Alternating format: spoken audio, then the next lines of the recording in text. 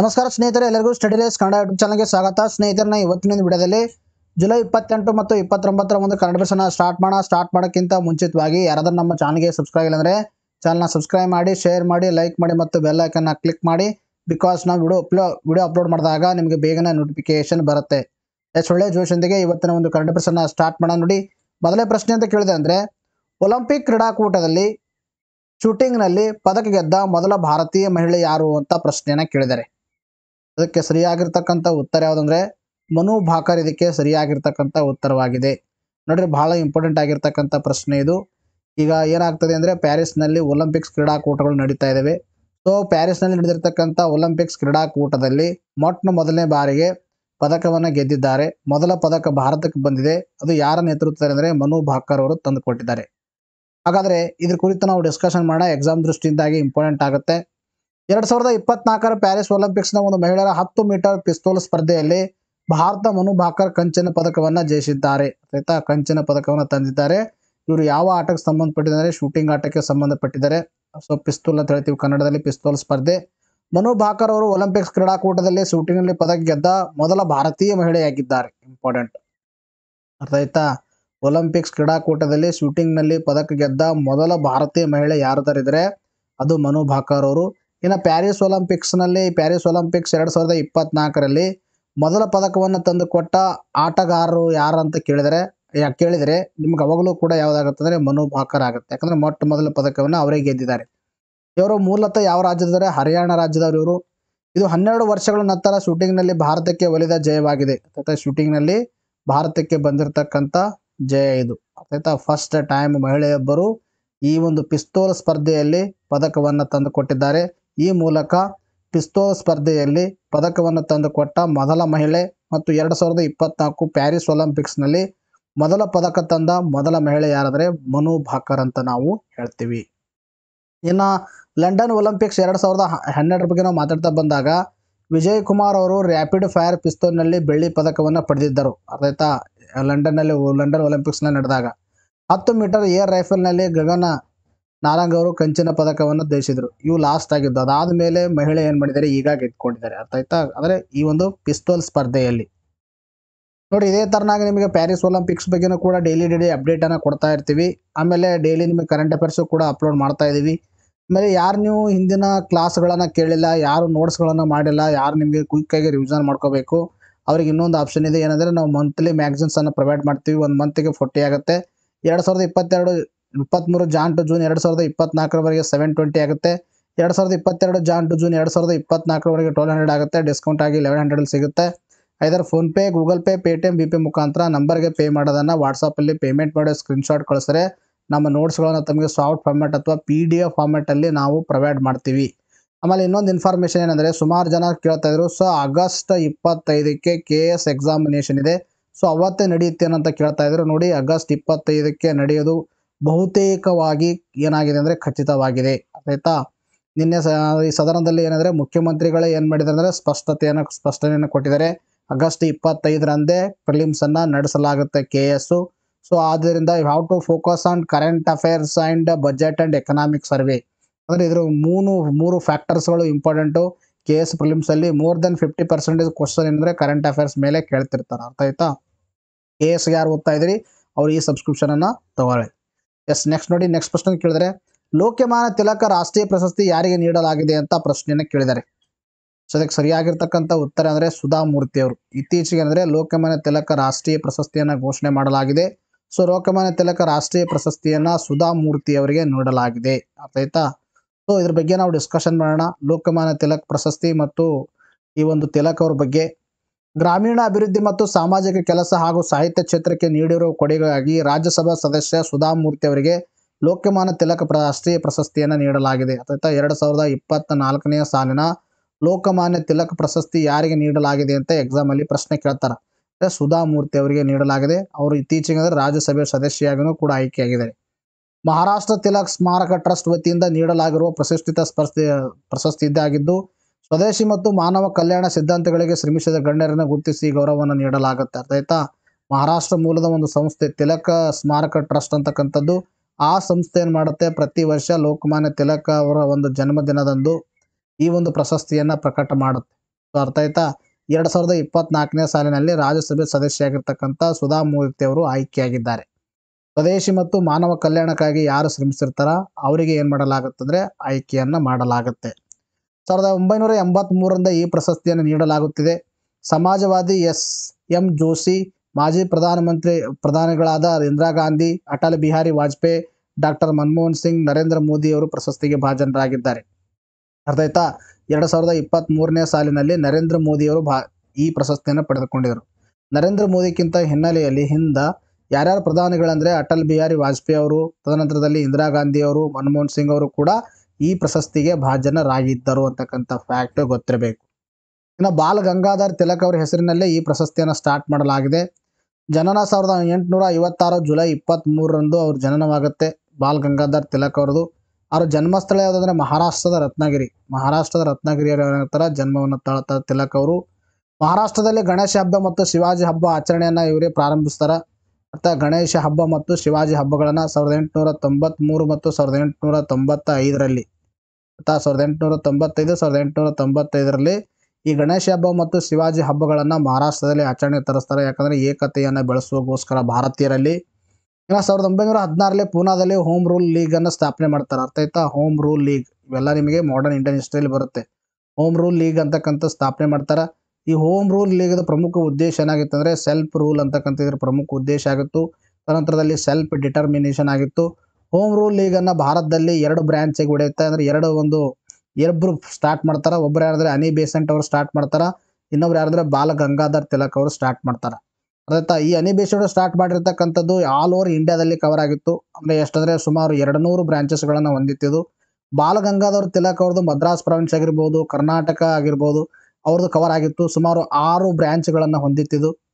ಅರ್ಥಾಯ್ತಾ. Ball Gangadhar Tilak ಅವರು ಪೂನಾದಲ್ಲಿ ಇದನ್ನು start ಮಾಡ್ತಾರೆ. ಅನಿ ಬೇಸೆಂಟ್ ಅವರು ಇದನ್ನು ಮದ್ರಾಸಿಂದ ಸ್ಟಾರ್ಟ್ ಮಾಡ್ತಾರೆ. ಅರ್ಥಾಯ್ತಾ. ಎರಡೂ ಮೂಮೆಂಟ್ಸ್ಗಳು ಪ್ರಮುಖ ಉದ್ದೇಶ ಏನಾಗುತ್ತೆ ಅಂದರೆ ಸೆಲ್ಫ್ ರೂಲ್ ಅಂತಕ್ಕಂಥದ್ದಾಗಿತ್ತು. ಈ home rule movement came to end ಯಾವಾಗ ಅಂದರೆ ಆಗಸ್ಟ್ ಡಿಕ್ಲರೇಷನ್ ಮುಖಾಂತರ ಏನಾಗುತ್ತೆ ಈ ಹೋಮ್ ರೂಲ್ ಮೂಮೆಂಟನ್ನು ವಾಪಸ್ ತೆಗೆದುಕೊಳ್ತಾರೆ. ಯಾಕಂದರೆ ಆಗಸ್ಟ್ ಡಿಕ್ಲರೇಷನ್ 1917ರಲ್ಲಿ ಬ್ರಿಟಿಷ್ ಅಧಿಕಾರಿಯಾಗಿರ್ತಕ್ಕಂಥ ಮಾಂಟೆಗೋ ವೈಸ್ರಾಯ್ ಏನು ಮಾಡ್ತಾನೆ ಅಂದರೆ ಒಂದು ಘೋಷಣೆಯನ್ನು ಕೊಡ್ತಾನೆ. ಅದಕ್ಕೆ ಆಗಸ್ಟ್ ಡಿಕ್ಲರೇಷನ್ ಅಂತ ಹೇಳ್ತೀವಿ. ಆವಾಗ ಅವ ಏನು ಹೇಳ್ತಾನಂದರೆ ಫಸ್ಟ್ ವರ್ಲ್ಡ್ ವಾರಲ್ಲಿ ಏನಾದರೂ ಭಾರತೀಯರು ನಮಗೆ ಸಾಥ್ ಕೊಟ್ಟರೆ ಅವರಿಗೆ ನಾವು ಸೆಲ್ಫ್ ರೂಲು ಕೊಡ್ತೀವಿ ಅಂತಕ್ಕಂಥ ಪ್ರಾಮಿಸ್ ಮಾಡಿದಾಗ ಈ ಒಂದು 2 ಮೂಮೆಂಟ್ಗಳನ್ನು ಟರ್ಮಿನೇಟ್ ಮಾಡಲಾಗುತ್ತೆ. ಇದು ಏನಾಯ್ತು ಅಂದರೆ ಹೋಮ್ ರೂಲ್ ಮೂಮೆಂಟ್ ಆಯಿತು. 1916 2 ಬ್ರ್ಯಾಂಚು ಅನಿ ಬೇಸೆಂಟು ಮತ್ತು ಬಾಲ್ ಗಂಗಾಧರ್ ತಿಲಕ್. ಉದ್ದೇಶ ಸೆಲ್ಫ್ ರೂಲು ಯಾವಾಗ ಎಂಡ್ ಆಯಿತು, ಯಾವ ಡಿಕ್ಲರೇಷನ್ ಮುಖಾಂತರ ಎಂಡ್ ಆಯಿತು. ಇನ್ನು ಈ ಬಾಲ್ ಗಂಗಾಧರ್ ತಿಲಕ್ ಅವರ ಒಂದು ಘೋಷಣೆ ಏನಾಗಿತ್ತು ಅಂದರೆ ಸ್ವರಾಜ್ಯ ನನ್ನ ಜನ್ಮಸಿದ್ಧ ಹಕ್ಕು, ಅದನ್ನು ನಾನು ಪಡೆದೇ ತೀರುವೆನೆಂಬುದು ಬಾಲ್ ಗಂಗಾಧರ್ ತಿಲಕ್ ಅವರು ಏನಾಗಿತ್ತು ಅಂದರೆ ಇವ್ರದ್ದು ಒಂದು ಘೋಷಣೆಯಾಗಿತ್ತು. ಆಮೇಲೆ ಇನ್ನೊಂದು ಫ್ಯಾಕ್ಟ್ ಗೊತ್ತಿರಲಿ, 1898ರಲ್ಲಿ ಅಪ್ರಾಕ್ಸಿಮೇಟ್ಲಿ 1898 ಏನಿದೆ. ಸೊ ಒಂದು ಫಸ್ಟ್ ಟೈಮ್ ಒಂದು ಸೆಡೆಷಿಯಸ್ ಆ್ಯಕ್ಟ್ ಅಡಿಯಲ್ಲಿ ಜೈಲಿಗೆ ಹೋಗಿರ್ತಾರೆ ಇವರು. ಯಾರು? ಬಾಲ್ ಗಂಗಾಧರ್ ತಿಲಕ್ ಅವರು. ಬಾಲ್ ಗಂಗಾಧರ್ ತಿಲಕ್ ಅವರನ್ನು ಲೋಕಮಾನ್ಯ ಎಂದು ಕರೆಯಲಾಗುತ್ತೆ. ಇವರಿಗೆ ಲೋಕಮಾನ್ಯ ಅಂತ ಕರಿತೀವಿ. ಈ ಲೋಕಮಾನ್ಯ ಅಂತಕ್ಕಂಥದ್ದು ಇವ್ರದ್ದು ಫೇಮಸ್ ಆಗಿ ಬಂದುದು ಯಾವಂದರೆ ಹೋಮ್ ರೂಲ್ ಲೀಗ್ ಮೂಮೆಂಟನ್ನು ಏನು ಸ್ಟಾರ್ಟ್ ಮಾಡ್ತಾರೆ ನೋಡಿ, ಅದರಿಂದನೇ ಇವ್ರು ಏನಂದ್ರೆ ಲೋಕಮಾನ್ಯ ಅಂತ ಹೆಸರನ್ನು ಪಡ್ಕೊಳ್ತಾರೆ. ಆಂಗ್ಲ ಪತ್ರಕರ್ತ ವ್ಯಾಲೆಂಟೈನ್ ಚಿರೋಲ್ ಬರೆದಿರ್ತಕ್ಕಂಥ ಇಂಡಿಯನ್ ಅನ್ರೆಸ್ಟ್ ಅಂತಕ್ಕಂಥ ಪುಸ್ತಕ ಯಾರು ಹೇಳಿದರೆ ವ್ಯಾಲೆಂಟೈನ್ ಚಿರೋಲ್ ಅಂತಕ್ಕಂಥವ್ರು ಬರೆದಿದ್ದಾರೆ. ಸೊ ಈ ಪುಸ್ತಕದಲ್ಲಿ ತಿಲಕ್ ಅವರನ್ನ ಭಾರತೀಯ ಅಶಾಂತಿಯ ಪಿತಾಮಿ ಎಂದು ಹೇಳಲಾಗಿದೆ. ಆಯ್ತಾ.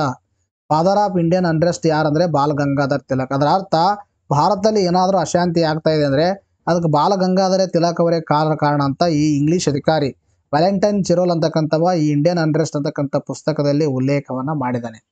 ಇವ್ರ ಪತ್ರಿಕೆಗಳು ಇಂಪಾರ್ಟೆಂಟು. ಕೇಸರಿ ಅಂತಕ್ಕಂಥದ್ದು ಇದು ಮರಾಠಿ ಭಾಷೆಯಲ್ಲಿದೆ. ಇನ್ನು ಮರಾಠ ಅಂತಕ್ಕಂಥದ್ದು ಇಂಗ್ಲೀಷ್ ಭಾಷೆಯಲ್ಲಿದೆ. ಇನ್ನು ಅವರು ಬರೆದಿರ್ತಕ್ಕಂಥ ಪುಸ್ತಕಗಳ ಬಗ್ಗೆ ಮಾತಾಡ್ತಾ ಬಂದಾಗ ಗೀತ ರಹಸ್ಯ ಮತ್ತು ಆರ್ಕಟಿಕ್ ಹೋಮ್ ಆಫ್ ವೇದಾಸ್ ಈ 2 ಪುಸ್ತಕಗಳನ್ನು ಅವರು ಬರೆದಿದ್ದಾರೆ. ಯಾರು? ಬಾಲ್ ಗಂಗಾಧರ್ ತಿಲಕ್ ಅವರು. ಅರ್ಥಾಯ್ತಾ. Important. Arctic home of Vedas ಅಂದರೆ ಇದರಲ್ಲಿ ಏನು ಮೆನ್ಷನ್ ಮಾಡಿದ್ದಾರೆ ಅಂದರೆ ಅವರು ಆರ್ಯರು ಎಲ್ಲಿಂದ ಬಂದರು ಅಂದರೆ ಅವರು ಆರ್ಕಟಿಕ್ದಿಂದ ಬಂದರು ಅಂತ ಉಲ್ಲೇಖವನ್ನು ಮಾಡ್ತಾರೆ. ಯಾರು? ಬಾಲ್ ಗಂಗಾಧರ್ ತಿಲಕ್ ಅವರು. ನೋಡಿ ನೆಕ್ಸ್ಟ್ ಕ್ವಶ್ಚನ್ ಕೇಳಿದ್ರೆ ಇತ್ತೀಚೆಗೆ ಮೇಘಾಲಯ ರಾಜ್ಯದ ರಾಜ್ಯಪಾಲರನ್ನಾಗಿ ಯಾರನ್ನು ನೇಮಕ ಮಾಡಲಾಗಿದೆ ಅಂತ ಪ್ರಶ್ನೆಯನ್ನು ಕೇಳಿದ್ದಾರೆ. ಅದಕ್ಕೆ ಸರಿಯಾಗಿರ್ತಕ್ಕಂಥ ಉತ್ತರ ವಿಜಯ್ ಶಂಕರ್. ಇದಕ್ಕೆ ಸರಿಯಾಗಿರ್ತಕ್ಕಂಥ ಉತ್ತರ. ನೋಡ್ರಿ ಇದು ಬಹಳ ಇಂಪಾರ್ಟೆಂಟ್ ಆಗಿರ್ತಕ್ಕಂಥ ಪ್ರಶ್ನೆ ಮತ್ತು ಟಾಪಿಕ್ಕು. ಯಾಕಂದರೆ ನಿಮ್ಗೆ ಸುಮಾರು ಬಾರಿ ಎಕ್ಸಾಮಲ್ಲಿ ಕೇಳಿದ್ದಾರೆ. Last time KE examination FDA examination ಏನು ನಡೆಸಿತ್ತು 670 ಪೋಸ್ಟಲ್ಲಿ ಅದರಲ್ಲಿ ಪ್ರಶ್ನೆಯನ್ನು ಕೇಳಿದರು. ಏನಂದರೆ ಒಂದು ಕಡೆ ರಾಜ್ಯಗಳು ಕೊಟ್ಟಿದ್ರು, ಇನ್ನೊಂದು ಕಡೆ ಗವರ್ನರ್ಗಳನ್ನ ಹೊಂದಿಸಿ ಬರೆದ್ರಲ್ಲಿ ಕೇಳಿದ್ರು ರೀಸೆಂಟಾಗಿ ಆಯ್ಕೆ ಆಗಿರೋರು. ಸೊ ರೀಸೆಂಟಾಗಿ ಯಾವ್ಯಾವ ರಾಜ್ಯದ ಯಾರು ಗವರ್ನರ್ ಆಯ್ಕೆ ಆಗಿದ್ದಾರೆ ಅಂತಕ್ಕಂಥದ್ದು ಇಂಪಾರ್ಟೆಂಟು. ಒಟ್ಟಿಗೆ 6 ಜನರನ್ನ ನೂತನವಾಗಿ ನೇಮಕ ಮಾಡಿದ್ದಾರೆ. ಸೊ ಅದಕ್ಕೆ ಇದು ಇಂಪಾರ್ಟೆಂಟ್ ಆಗುತ್ತೆ, ಎಲ್ಲರೂ ಕರೆಕ್ಟಾಗಿ ಕೇಳಿಸಬೇಕು. ಮೇಘಾಲಯದ ರಾಜ್ಯದ ರಾಜ್ಯಪಾಲರಾಗಿ ವಿಜಯ್ ಶಂಕರ್ ಅವರು ಆಯ್ಕೆಯಾಗಿದ್ದಾರೆ. ಮೈಸೂರಿನ ಮಾಜಿ ಸಂಸದ CH ವಿಜಯಶಂಕರ್ ಸೇರಿದಂತೆ 6 ಮಂದಿ ನೂತನ ರಾಜ್ಯಪಾಲರನ್ನ ರಾಷ್ಟ್ರಪತಿ ದ್ರೌಪದಿ ಮುರ್ಮು ನೇಮಕ ಮಾಡಿದ್ದಾರೆ. ಆಯ್ತಾ, ಮೈಸೂರಿನ ಮಾಜಿ ಸಂಸದರಾಗಿರ್ತಕ್ಕಂಥ CH ವಿಜಯಶಂಕರ್ ಅವರನ್ನು ಕೂಡ ಏನು ಮಾಡಲಾಗಿದೆ ಅಂದರೆ ರಾಜ್ಯಪಾಲರಾಗಿ ನೇಮಕ ಮಾಡಲಾಗಿದೆ. ರಾಜ್ಯಪಾಲರು ಯಾವ ರಾಜ್ಯ ಅಂದರೆ ಮೇಘಾಲಯದು. ಒಟ್ಟಾರೆಯಾಗಿ ಇವರು ಸೇರಿಬಿಟ್ಟು 6 ಜನರನ್ನ ನೇಮಕ ಮಾಡಿದ್ದಾರೆ. CH ವಿಜಯಶಂಕರ್ ಅವರನ್ನ ಮೇಘಾಲಯದ ರಾಜ್ಯಪಾಲರಾಗಿ ನೇಮಕ ಮಾಡಲಾಗಿದೆ.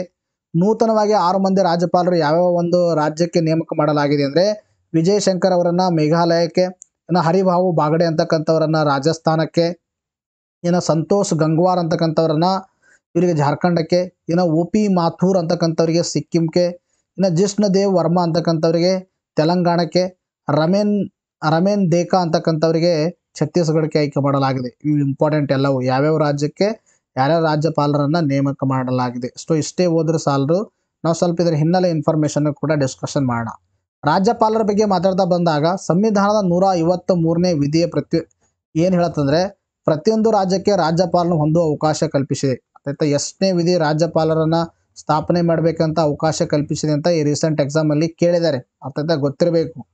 153ನೇ ವಿಧಿಯ ಪ್ರಕಾರ ಪ್ರತಿಯೊಂದು ರಾಜ್ಯಕ್ಕೆ ಒಬ್ಬ ರಾಜ್ಯಪಾಲರು ಇರಬೇಕಂತ ಹೇಳುತ್ತೆ. ಇವರನ್ನ ನೇಮಕ ಮಾಡೋದ 155ನೇ ವಿಧಿ ಹೇಳುತ್ತೆ. ಸಂವಿಧಾನದ 155ನೇ ವಿಧಿಯ ಪ್ರಕಾರ ರಾಷ್ಟ್ರಾಧ್ಯಕ್ಷರು ಕೇಂದ್ರ ಸಚಿವ ಸಂಪುಟದ ಸಲಹೆ ಮೇರೆಗೆ ರಾಜ್ಯಪಾಲರನ್ನ ನೇಮಕ ಮಾಡಬೇಕು. ರಾಷ್ಟ್ರಾಧ್ಯಕ್ಷರು ಮಾಡಬೇಕು. ರಾಷ್ಟ್ರಾಧ್ಯಕ್ಷರು ಕೇಂದ್ರ ಸಚಿವ ಸಂಪುಟದ ಒಂದು ಸಲಹೆ ಮೇರೆಗೆ ರಾಷ್ಟ್ರಪತಿಗಳು ರಾಜ್ಯಪಾಲರನ್ನ ನೇಮಕ ಮಾಡಲಾಗುತ್ತೆ. ದಟ್ ಈಸ್ 155 ಆರ್ಟಿಕಲ್ ಹೇಳುತ್ತೆ. ಇವರ ಅರ್ಹತೆಗಳೇನೆಂದ್ರೆ ಇವರು ಭಾರತೀಯ ಪ್ರಜೆ ಆಗಿರಬೇಕು. ಅಫ್ಕೋರ್ಸ್ 35 ವರ್ಷ ವಯಸ್ಸಾಗಿರಬೇಕು, ಇಂಪಾರ್ಟೆಂಟು. ಇವರ ಅಧಿಕಾರಾವಧಿ ಏನಂದ್ರೆ ರಾಜ್ಯಪಾಲರು 5 ವರ್ಷಗಳವರೆಗೆ ಒಂದು ನೇಮಕವಾಗಿರ್ತಾರೆ. 5 ವರ್ಷ ಫಸ್ಟ್ ಟೈಮ್ ಮಾಡಿದ್ರೆ 5 ವರ್ಷ. ಇವರು ಎಲ್ಲಿವರೆಗೆ ರಾಷ್ಟ್ರಾಧ್ಯಕ್ಷರ ವಿಶ್ವಾಸ ಹೊಂದಿರುತ್ತಾರೋ ಅಲ್ಲಿವರೆಗೆ ಅಧಿಕಾರದಲ್ಲಿ ಮುಂದುವರಿಯುತ್ತಾರೆ. ಅಂದ್ರೆ 5 ವರ್ಷ ಫಸ್ಟ್ ಟೈಮ್ ಒಂದು ಬಾರಿ ಆಯ್ಕೆ ಮಾಡಿದ್ರೆ 5 ವರ್ಷ ಇರ್ತಾರ. ಸೊ ನೆಕ್ಸ್ಟ್ ಅವರಿಗೆ ಅದೇ ರಾಜ್ಯಕ್ಕೆ ಕಂಟಿನ್ಯೂ ಆದರೂ ಮಾಡ್ಬೋದು ಅಥವಾ ಬದಲಾವಣೆ ಆದರೂ ಮಾಡ್ಬೋದು. ದಟ್ ಈಸ್ ಡಿಪೆಂಡಿಂಗ್ ಅಪಾನ್ ಅದೇನಂದ್ರೆ ರಾಷ್ಟ್ರಾಧ್ಯಕ್ಷರ ಒಂದು ವಿಶ್ವಾಸ ಯಾವ ಥರ ಅವ್ರು ಇಟ್ಕೋತಾರ ಅದರ ಮೇಲೆ, ರಾಷ್ಟ್ರಾಧ್ಯಕ್ಷರ ವಿಶ್ವಾಸದ ಮೇಲೆ ಅವರ ಒಂದು ಟರ್ಮಿನೇಷನು ಅಥವಾ ಅವರ ಅವಧಿಯನ್ನು ಡಿಪೆಂಡ್ ಆಗಿರುತ್ತೆ ಅಂತಕ್ಕಂಥದ್ದು. ಒಟ್ಟಾರೆಯಾಗಿ ಒಂದು ಬಾರಿ ಆಯ್ಕೆ ಇದ್ರೆ 5 ವರ್ಷದವರೆಗೆ. ಹಂಗಂತ ಅವ್ರಿಗೆ ತೆಗೆದು ಹಾಕೋಕ್ಕಾಗಲ್ಲ ಏನಂತ ಹೇಳ್ಬೇಡಿ, ತೆಗೆದು ಕೂಡ ಹಾಕಬಹುದು. ದಟ್ ಈಸ್ ಡಿಪೆಂಡಿಂಗ್ ಅಪಾನ್ ರಾಷ್ಟ್ರಾಧ್ಯಕ್ಷರು. ಇನ್ನು ಪದಚ್ಯುತಿ, ರಾಷ್ಟ್ರಪತಿಯವರು ರಾಜ್ಯಪಾಲನ ಪದಚ್ಯುತಗೊಳಿಸುವ ಅಧಿಕಾರವನ್ನು ಹೊಂದಿದ್ದಾರೆ. ಪ್ರಮಾಣ ವಚನ ಯಾರು ಬೋಧಿಸ್ತಾರೆ ಅಂದ್ರೆ ಉಚ್ಚ ನ್ಯಾಯಾಲಯದ ಮುಖ್ಯ ನ್ಯಾಯಮೂರ್ತಿಗಳವರಿಗೆ ಏನ್ ಮಾಡ್ತಾರ, ಪ್ರಮಾಣ ವಚನವನ್ನ ಬೋಧಿಸ್ತಾರ. ಇಷ್ಟು ಮಾಹಿತಿ ಗೊತ್ತಿರಲಿ. ನೋಡಿ, ನೆಕ್ಸ್ಟ್ ಪ್ರಶ್ನೆ ಕೇಳಿದ್ರೆ ಇತ್ತೀಚೆಗೆ ಕ್ವಾಡ್ ವಿದೇಶಾಂಗ ಸಚಿವರ ಸಭೆಯು ಯಾವ ನಗರದಲ್ಲಿ ಜರುಗಿದೆ ಅಂತ ಪ್ರಶ್ನೆನ ಕೇಳಿದರೆ ಅದಕ್ಕೆ ಸರಿಯಾಗಿರ್ತಕ್ಕಂಥ ಉತ್ತರ 3ನೇ option Tokyo is the right answer. ನೋಡಿ, ಜಪಾನ್ನ ಟೋಕಿಯೋದಲ್ಲಿ ನಡೆದ ಕ್ವಾಡ್ ವಿದೇಶಾಂಗ ಸಚಿವರ ಸಭೆಯಲ್ಲಿ ಡಾಕ್ಟರ್ ಎಸ್ ಜಯಶಂಕರ್ ಅವರು ಪಾಲ್ಗೊಂಡಿದ್ದರು. ಆಯ್ತಾ, ಇಲ್ಲಿ ಕ್ವಾಡ್ ಅಂತಕ್ಕಂಥದ್ದು ಇಂಪಾರ್ಟೆಂಟು. ಕ್ವಾಡ್ ಅಂತಕ್ಕಂಥದ್ದು ಒಂದು ಸಂಘಟನೆಯಾಗಿದ್ದು ಆ ಸಂಘಟನೆಯ ಒಂದು ಸಭೆಯಲ್ಲಿ ನಡೆದಿತ್ತಂದ್ರೆ ಅದು ವಿದೇಶಾಂಗ ಮಂತ್ರಿಗಳ ಸಭೆ ಎಲ್ಲಿ ಜಪಾನ್ದಲ್ಲಿ ನಡೆದಿತ್ತು. ಆವಾಗ ದಕ್ಷಿಣ ಚೀನಾ ಸಮುದ್ರದಲ್ಲಿ ಚೀನಾದ ಅಪಾಯಕಾರಿ ಕಾರ್ಯಚಟುವಟಿಕೆಗಳನ್ನು ಗಂಭೀರವಾಗಿ ಪರಿಗಣಿಸಲಾಗಿದೆ ಮತ್ತು ಈ ಪ್ರದೇಶದಲ್ಲಿ ಕಡಲ ಭದ್ರತೆಯನ್ನು ಹೆಚ್ಚಿಸುವ ಒಂದು ಪ್ರತಿಜ್ಞೆಯನ್ನು ಮಾಡಿದ್ದಾರೆ. ಸೌತ್ ಚೀನಾ ಸಿ, ಅಫ್ಕೋರ್ಸ್ ತಮಗೆ ಗೊತ್ತಿರುವ ಹಾಗೆ ಚೀನಾ ಯಾವಾಗಲೂ ಈ ನ್ಯೂಸಲ್ಲಿ ಇದರಿಂದ ಇರುತ್ತೆ, ಸೌತ್ ಚೀನಾ ಸಿಯಿಂದಾಗಿ. ಸೊ ಸೌತ್ ಚೀನಾ ಸಿಯಲ್ಲಿ ಚೀನಾದ ಒಂದು ಅಪಾಯಕಾರಿ ಚಟುವಟಿಕೆಗಳ ಬಗ್ಗೆ ಅಲ್ಲಿ ಡಿಸ್ಕಸ್ ಮಾಡಲಾಗಿದೆ. ಆ್ಯಕ್ಚುಲಿ ಕ್ವಾಡ್ರಿಲ್ಯಾಟ್ರಲ್ ಸೆಕ್ಯೂರಿಟಿ ಡೈಲಾಗ್ ಅಂತ ಹೇಳ್ತೀವಿ. ಕ್ವಾಡ್ ಅಂದ್ರೆ ಏನ್ರಿ, ಕ್ವಾಡ್ರಿಲ್ಯಾಟ್ರಲ್ ಸೆಕ್ಯೂರಿಟಿ ಡೈಲಾಗ್ ಅಂತ ಹೇಳ್ತೀವಿ. ಕ್ವಾಡ್ರಿಲ್ಯಾಟ್ರಲ್ ಅಂದ್ರೆ 4 ದೇಶಗಳಿದಾವೆ. ಸೆಕ್ಯೂರಿಟಿ ಅಂದ್ರೆ ಸಂರಕ್ಷಣೆ, ಒಂದು ರಕ್ಷಣೆ ವಿರುದ್ಧ ಒಂದು ಏನಂದ್ರೆ ಸಂಘಟನೆ ಇದು. ಸೊ ಇದರ ಉದ್ದೇಶ ಈ ಕ್ವಾಡ್ರಿಲ್ಯಾಟ್ರಲ್ ಸೆಕ್ಯೂರಿಟಿ ಡೈಲಾಗ್ ಸ್ಥಾಪನೆ ಆಗಿದ್ದೇ ಆಕ್ಚುಲಿ ಚೀನಾವನ್ನ ಕೌಂಟರ್ ಮಾಡೋಗೋಸ್ಕರ. ಅರ್ಥ ಆಯ್ತಾ? ಕ್ವಾಡ್ರಿಲ್ಯಾಟ್ರಲ್ ಸೆಕ್ಯೂರಿಟಿ ಡೈಲಾಗ್ ಅಂತ ಹೇಳ್ತೀವಿ ಅಥವಾ ಕ್ವಾಡ್ ಅಂತ ಹೇಳ್ತೀವಿ. ಇದು 2007ರಲ್ಲಿ ಸ್ಥಾಪನೆಯಾದ ಭಾರತ, ಆಸ್ಟ್ರೇಲಿಯಾ, USA ಮತ್ತು ಜಪಾನ್ ಸೇರಿದಂತೆ 4 ರಾಷ್ಟ್ರಗಳ ಒಕ್ಕೂಟವಾಗಿದೆ. ಇಂಪಾರ್ಟೆಂಟು, ಸುಮಾರು ಬಾರಿ ಎಕ್ಸಾಮ್ ಅಲ್ಲಿ ಕೇಳಿದ್ದಾರೆ. ಕೆಳಗಿನಗಳಲ್ಲಿ ಯಾವುದು ಕ್ವಾಡ್ನ ಒಂದು ಸದಸ್ಯವಾಗಿಲ್ಲ, ಯಾವ ರಾಷ್ಟ್ರ ಇದೆ ಯಾವ ರಾಷ್ಟ್ರ ಇಲ್ಲ ಅಂತ ಕೇಳಿದ್ದಾರೆ. 4 ರಾಷ್ಟ್ರಗಳು ಭಾರತ, ಆಸ್ಟ್ರೇಲಿಯಾ, USA, ಜಪಾನ್. ಅಂದ್ರೆ ಮಲಬಾರ್ ಸಮರಾಭ್ಯಾಸದಲ್ಲಿ ಯಾವ ಭಾಗವಹಿಸ್ತಾವ ನೋಡ್ರಿ, ಅವೆಲ್ಲ ಮಲಬಾರ್ ಸಮರಾಭ್ಯಾಸದಲ್ಲಿ 4 ದೇಶಗಳು ಭಾಗವಹಿಸ್ತಾವ. ಕ್ವಾಡ್ ಕಲ್ಪನೆಯನ್ನು ಮೊದಲ ಬಾರಿಗೆ ಜಪಾನ್ ಒಂದು ಮಾಜಿ ಪ್ರಧಾನಿಯಾಗಿರ್ತಕ್ಕಂಥ ಶಿಂಜೋ ಅಬೆ ಅವರು ನೀಡಿದರು.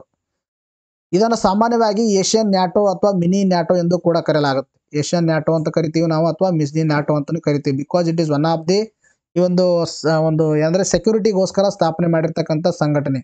ಸಿಮಿಲರ್ಲಿ ನ್ಯಾಟೋ ಅಂತಕ್ಕಂಥದ್ದು ಕೂಡ ಒಂದು ಸೆಕ್ಯೂರಿಟಿ ಪರ್ಪಸ್ ಮಿಲಿಟರಿ ಆರ್ಗನೈಜೇಷನ್.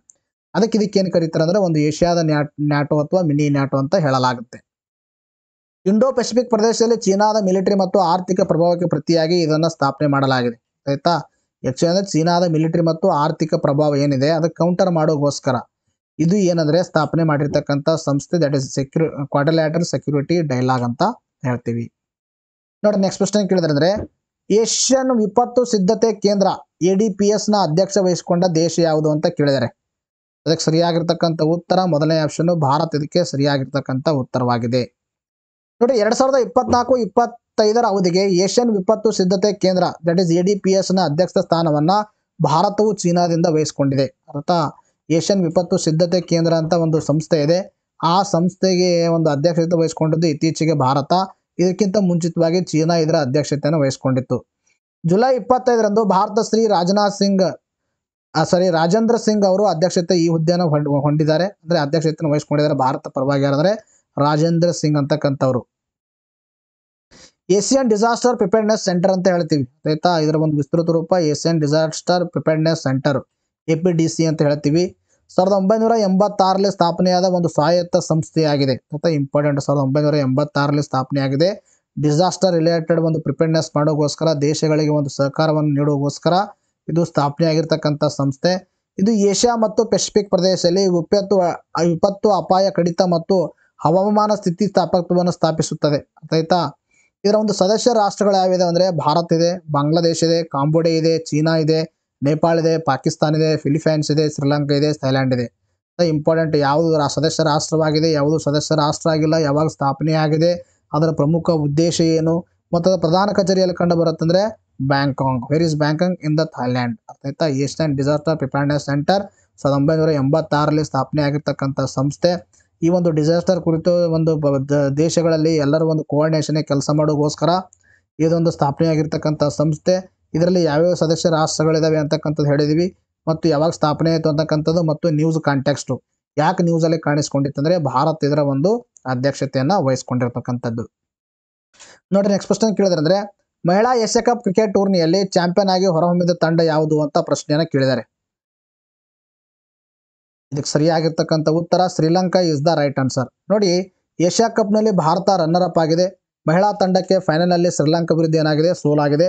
ಈ ಮೂಲಕ ಏನಂದರೆ ಏಷ್ಯಾ ಕಪ್ 2024 ಶ್ರೀಲಂಕಾ ಗೆದ್ದುಕೊಂಡಿದೆ. ಇದು ಇಂಪಾರ್ಟೆಂಟ್ ಆಗಿರ್ತಕ್ಕಂಥ ನ್ಯೂಸ್. ನಿಮಗೆ ಡೈರೆಕ್ಟ್ ಆಗಿ ಎಕ್ಸಾಮಲ್ಲಿ ಕೇಳ್ತಾರೆ 2024ನೇ ಸಾಲಿನ ಮಹಿಳಾ ವಿಶ್ವಕಪ್ ಗೆದ್ದ ತಂಡ ಯಾವುದು ಅಂತ ಕೇಳ್ತಾರೆ. ಅರ್ಥಾಯ್ತು, ಯಾವುದು ಗೆದ್ದುಕೊಂಡಿದೆ? ಶ್ರೀಲಂಕಾ ಗೆದ್ದುಕೊಂಡಿದೆ. ಶ್ರೀಲಂಕಾ ತಂಡ ಚೊಚ್ಚಲ ಬಾರಿ ಮಹಿಳಾ ಏಷ್ಯಾ ಕಪ್ ಕ್ರಿಕೆಟ್ ಟೂರ್ನಿಯಲ್ಲಿ ಚಾಂಪಿಯನ್ ಆಗಿ ಹೊರಹೊಮ್ಮಿದೆ. ಫೈನಲ್ ಪಂದ್ಯವು ಶ್ರೀಲಂಕಾ ಮತ್ತು ಹಾಲಿ ಚಾಂಪಿಯನ್ ಭಾರತ ಮಧ್ಯೆ ನಡೆದಿತ್ತು. ಲಾಸ್ಟ್ ಟೈಮ್ ಭಾರತ ಗೆದ್ದುಕೊಂಡಿತ್ತು. ಇದನ್ನು 2023ನೇ ಸಾಲಿನ ಹಿಂದಿನ ನಡೆದಿರ್ತಕ್ಕಂಥದ್ದು. ಲಂಕಾ ತಂಡ ಈ ಮೊದಲ ಬಾರಿ 5 ಬಾರಿ ಭಾರತ ವಿರುದ್ಧವೇ ಫೈನಲ್ನಲ್ಲಿ ಸೋತು ಪ್ರಶಸ್ತಿಯನ್ನು ತಪ್ಪಿಸಿಕೊಂಡಿತ್ತು. ಆದರೆ ಈ ಬಾರಿ ಭಾರತವನ್ನು ಸೋಲಿಸಿ ಪ್ರಶಸ್ತಿಯನ್ನು ಗೆದ್ದಿದೆ. ಅರ್ಥ ಆಯ್ತಾ? 5 ಬಾರಿ ಕಂಟಿನ್ಯೂಸ್. ಇದು ಏನಂದ್ರೆ ಈಗಾಗಲೇ ಈ ಹಿಂದೆ 5 ಬಾರಿ ಫೈನಲ್ಗೆ ಬಂದಿತ್ತು. ಯಾವುದು? ಶ್ರೀಲಂಕಾ. ಎದ್ರ ವಿರುದ್ಧ? ಭಾರತ ವಿರುದ್ಧ. 5 ಬಾರಿ ಭಾರತ ಇದಕ್ಕೆ ಸೋಲಿಸ್ಬಿಟ್ಟು ಟ್ರೋಫಿಯನ್ನು ಗೆದ್ದುಕೊಂಡಿತ್ತು. ಬಟ್ 2024ನೇ ಸಾಲಿನಲ್ಲಿ ಏನು ನಡೆದಿತ್ತು ಅದು ಭಾರತಕ್ಕೆ ಸೋಲಿಸಿಬಿಟ್ಟು ಶ್ರೀಲಂಕಾ ತಂಡ ಏನಾಗಿದೆ ಅಂದರೆ ಚಾಂಪಿಯನ್ ಆಗಿದೆ. ಇಂಪಾರ್ಟೆಂಟ್. ಮಹಿಳಾ ಏಷ್ಯಾ ಕಪ್ ಬಗ್ಗೆ ಮಾತಾಡ್ತಾ ಬಂದಾಗ ಏಷ್ಯನ್ ಮಹಿಳಾ ಕ್ರಿಕೆಟ್ ಚಾಂಪಿಯನ್ಶಿಪ್ ಅಂತ ಹೇಳ್ತೀವಿ, ಅಥವಾ ಮಹಿಳಾ ಏಷ್ಯಾ ಕಪ್ ಅಂತ ಹೇಳ್ತೀವಿ ಸಿಂಪಲ್ ಆಗಿ. ಏಷ್ಯಾದಲ್ಲಿ ಪ್ರತಿ 2 ವರ್ಷಗಳೊಮ್ಮೆ ನಡೆಯುವ ಒಂದು ಕ್ರಿಕೆಟ್ ಪಂದ್ಯಾವಳಿಯಾಗಿದೆ. ಇಂಪಾರ್ಟೆಂಟು. 2 ವರ್ಷಕ್ಕೊಂದು ಬಾರಿ ನಡೆಯುತ್ತೆ. ಪಂದ್ಯಾವಳಿಯಲ್ಲಿ ಏಷ್ಯಾದ ಕ್ರಿಕೆಟ್ ತಂಡಗಳು ಸ್ಪರ್ಧಿಸುತ್ತವೆ. ಏಷ್ಯಾದಲ್ಲಿ ಯಾವ ದೇಶಗಳಿದೆ ಅವೆಲ್ಲ ಪಾರ್ಟಿಸಿಪೆಂಟ್ ಆಗ್ತವೆ. ಮೊದಲ ಆವೃತ್ತಿ ಗೆದ್ದ ತಂಡ ಯಾವುದಿತ್ತು? ಭಾರತ. ಅತಿ ಹೆಚ್ಚು ಬಾರಿ ಗೆದ್ದ ತಂಡ ಯಾವುದಂದ್ರೆ ಭಾರತ. 7 ಬಾರಿ ಗೆದ್ದುಕೊಂಡಿದೆ ಭಾರತ. ಅರ್ಥ ಆಯ್ತಾ? ಈ ಮಹಿಳಾ ಏಷ್ಯಾ ಕಪ್ ಏಷ್ಯನ್ ಮಹಿಳಾ ಕ್ರಿಕೆಟ್ ಚಾಂಪಿಯನ್ಶಿಪ್ ಅಂತ ಹೇಳ್ತೀವಿ. 2 ವರ್ಷಕ್ಕೊಂದು ಬಾರಿ ಆಗುತ್ತೆ. 2024ನೇ ಸಾಲಿನಲ್ಲಿ ಶ್ರೀಲಂಕಾ ಗೆದ್ದಿದೆ, ಭಾರತ ರನ್ನರ್ ಅಪ್ ಆಗಿದೆ. ಮೊದಲ ಆವೃತ್ತಿ ಗೆದ್ದಿದ್ದು ಭಾರತ, ಅತಿ ಹೆಚ್ಚು ಬಾರಿ ಗೆದ್ದಿದ್ದು ಭಾರತವೇ. ಮತ್ತೆ ಇಷ್ಟು ಗೊತ್ತಿರಲಿ. ನೋಡಿ ನೆಕ್ಸ್ಟ್ ಕ್ವಶನ್ ಕೇಳಿದ್ರೆ ರಾಷ್ಟ್ರೀಯ ಶೈಕ್ಷಣಿಕ ನಾವೀನ್ಯತೆ ಪುರಸ್ಕಾರ ನೀಡುವ ಸಂಸ್ಥೆ ಯಾವುದು ಅಂತ ಪ್ರಶ್ನೆಯನ್ನು ಕೇಳಿದ್ದಾರೆ. ಅದಕ್ಕೆ ಸರಿಯಾಗಿರ್ತಕ್ಕಂಥ ಉತ್ತರ ಅಂದರೆ NCERT is the right answer. NCERT. ಅರ್ಥ ಆಯ್ತಾ? ನೋಡ್ರಿ, ಯಾಕೆ ಪ್ರಶ್ನೆ ಕೇಳಲಾಗಿದೆ ಅಂದರೆ ರಾಜ್ಯದ 5 ಶಿಕ್ಷಕರಿಗೆ ಸಂದ NCERT ಪುರಸ್ಕಾರ ಅಂತ ನ್ಯೂಸ್ ಪೇಪರಲ್ಲಿ ಆರ್ಟಿಕಲ್ ಕಾಣಿಸ್ಕೊಂಡಾಗ ಅದರ ಮೇಲೆ ಪ್ರಶ್ನೆ ಕೇಳಲಾಗಿದೆ.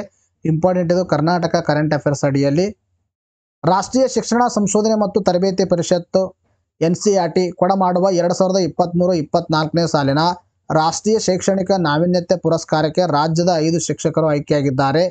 ಅವ್ರು ಯಾರು ಅಂದರೆ ಶಿವಮೊಗ್ಗ ಜಿಲ್ಲಾ ಶಿಕ್ಷಣ ಮತ್ತು ತರಬೇತಿ ಸಂಸ್ಥೆಯ ಒಂದು ಹಿರಿಯ ಉಪನ್ಯಾಸಕರಾಗಿರ್ತಕ್ಕಂಥ GV ಹರಿಪ್ರಸಾದ್ ಅವರು. ಇನ್ನು ಹುಬ್ಬಳ್ಳಿ ಸರ್ಕಾರಿ ಪ್ರೌಢಶಾಲೆ ಸಹ ಶಿಕ್ಷಕಿಯಾಗಿರ್ತಕ್ಕಂಥ SR ಶೀಲ್ವಂತರ್ ಅಂತಕ್ಕಂಥವ್ರು. ಇನ್ನು ಬೆಂಗಳೂರಿನ ಸೀಕ್ರೆಡ್ ಹಾರ್ಟ್ ಕಾಲೇಜಿನ ಉಪನ್ಯಾಸಕಿಯಾಗಿರ್ತಕ್ಕಂಥ KS ತನುಜಾ ಅಂತಕ್ಕಂಥವ್ರು. ಇನ್ನು RVTTI ಸಂಸ್ಥೆಯ ಒಂದು KH ಮಮತಾ ಅಂತಕ್ಕಂಥವ್ರು. ಇನ್ನು ಧಾರವಾಡದ ವನಿತಾ ಶಿಕ್ಷಕರ ಸಂಸ್ಥೆಯ ಸಂಧ್ಯಾ G ವೈದ್ಯ ಅಂತಕ್ಕಂಥವ್ರು. 5 ಜನ ಏನಾಗಿದೆ ಅಂದರೆ ಒಟ್ಟಾರೆಯಾಗಿ ಈ ಒಂದು 2023-24ನೇ ಸಾಲಿನ ರಾಷ್ಟ್ರೀಯ ಶೈಕ್ಷಣಿಕ ನಾವೀನ್ಯತೆ ಪುರಸ್ಕಾರಕ್ಕೆ ಆಯ್ಕೆಯಾಗಿದೆ. ಮತ್ತು ಯಾರ್ಯಾರು ಅಂತಕ್ಕಂಥ ಗೊತ್ತಿರಬೇಕು ನಿಮಗೆ. ಈ ಯಾವ ಜಿಲ್ಲೆದವರು ಅಂತಕ್ಕಂಥ ನೆನಪಿದ ಬೇಡ, ಸಿಂಪಲ್ ಆಗಿ ಯಾರ್ಯಾರು ಆಯ್ಕೆಯಾಗಿದ್ದಾರೆ ಅಂತಕ್ಕಂಥ ಒಂದು ಬಾರಿ ಲಿಸ್ಟ್ ಔಟ್ ಮಾಡ್ಕೊಡಿ. ಹಿಂಗೆ GV ಪ್ರಸಾದ್ ಅವರು, ನಂತರ SR ಶೀಲ್ವಂತ್ ಅವರು, ಇನ್ನು KS ತನುಜಾ ಅವರು. ಸೊ ಈ ಥರ ಒಂದು ನೆನಪಲ್ಲಿ ಇಟ್ಕೋಬೇಕು ನೀವು, ಯಾಕಂದರೆ ಎಕ್ಸಾಮಲ್ಲಿ ಕೇಳಿದಾಗ ಡೈರೆಕ್ಟಾಗಿ ಟಿಕ್ ಮಾಡೋಕ್ಕೆ ಅನುಕೂಲ ಆಗುತ್ತೆ. ನಿಮ್ಗೆ ಮೋಸ್ಟ್ಲಿ ಜಿಲ್ಲೆಯನ್ನು ಕೇಳಲ್ಲ ಅವರು. ಎಸ್ ನೋಡಿ, ನೆಕ್ಸ್ಟಿಂದ ಒಲಸಿದ ಮೊದಲನೇ ಪ್ರಶ್ನೆ. ಪ್ರಾಚೀನ ವಸ್ತುಗಳ ಅಕ್ರಮ ಸಾಗಾಣಿಕೆಯನ್ನು ತಡೆಗಟ್ಟಲು ಮತ್ತು ನಿಗ್ರಹಿಸಲು ಭಾರತವು ಯಾವ ದೇಶದೊಂದಿಗೆ ಸಾಂಸ್ಕೃತಿಕ ಆಸ್ತಿ ಒಪ್ಪಂದಕ್ಕೆ ಸಹಿ ಹಾಕಿದೆ ಅಂತ ಕೇಳಿದರೆ ಅದಕ್ಕೆ ಸರಿಯಾಗಿರ್ತಕ್ಕಂಥ ಉತ್ತರ USA. ಭಾರತ ಮೊದಲ ಸಮಗ್ರ ಕೃಷಿ ರಫ್ತು ಸೌಲಭ್ಯ ಇತ್ತೀಚೆಗೆ ಯಾವ ಬಂದರಿಗೆ ಅನುಮೋದಿಸಲಾಗಿದೆ ಅಂತ ಕೇಳಿದರೆ ಅದಕ್ಕೆ ಸರಿಯಾಗಿರ್ತಕ್ಕಂಥ ಉತ್ತರ ಜವಾಹರ್ಲಾಲ್ ನೆಹರು ಬಂದರು. ಇತ್ತೀಚೆಗೆ ತೈವಾನ್, ಫಿಲಿಪೈನ್ಸ್ ಮತ್ತು ಆಗ್ನೇಯ ಚೀನಾದ ಕೆಲವು ಭಾಗಗಳಲ್ಲಿ ವಿನಾಶವನ್ನು ಉಂಟು ಮಾಡಿದ ಚಂಡಮಾರುತ ಯಾವುದು ಅಂತ ಕೇಳಿದರೆ ಅದಕ್ಕೆ ಸರಿಯಾಗಿರ್ತಕ್ಕಂಥ ಉತ್ತರ typhoon Gaemi is the right answer. ಇತ್ತೀಚೆಗೆ ಸಂಶೋಧಕರು ಭಾರತ ಯಾವ ಪ್ರದೇಶದಲ್ಲಿ ಮ್ಯಾಗ್ನೆಟೋ ಫಾಸಿಲ್ಗಳನ್ನು ಗುರುತಿಸಿದ್ದಾರೆ? ದಟ್ ಇಸ್ ಎಲ್ಲಿಂದರೆ ಲಡಾಖ್. ಯಾವ ಸಚಿವಾಲಯವು ನವೀಕರಿಸಿದ ಸ್ಟೀಲ್ ಆಮದು ಮಾನಿಟರಿಂದ ಸಿಸ್ಟಮ್ SIM 2.0 ಅನ್ನು ಪ್ರಾರಂಭಿಸಿತು ಅಂತ ಪ್ರಶ್ನೆಯನ್ನು ಕೇಳಿದರೆ ಅದಕ್ಕೆ ಸರಿಯಾಗಿರ್ತಕ್ಕಂಥ ಉತ್ತರ ಉಕ್ಕಿನ ಸಚಿವಾಲಯಕ್ಕೆ ಸರಿಯಾಗಿರ್ತಕ್ಕಂಥ ಉತ್ತರ SIMS 2.0. ಎಸ್ ಇವತ್ತಿಗೆ ವಿಡಿಯೋನ ಮುಗಿಸೋಣ, ಮತ್ತೆ ಮುಂದಿನ ವಿಡಿಯೋದಲ್ಲಿ ಭೇಟಿಯಾಗೋಣ. Thank you friends, take care, bye bye.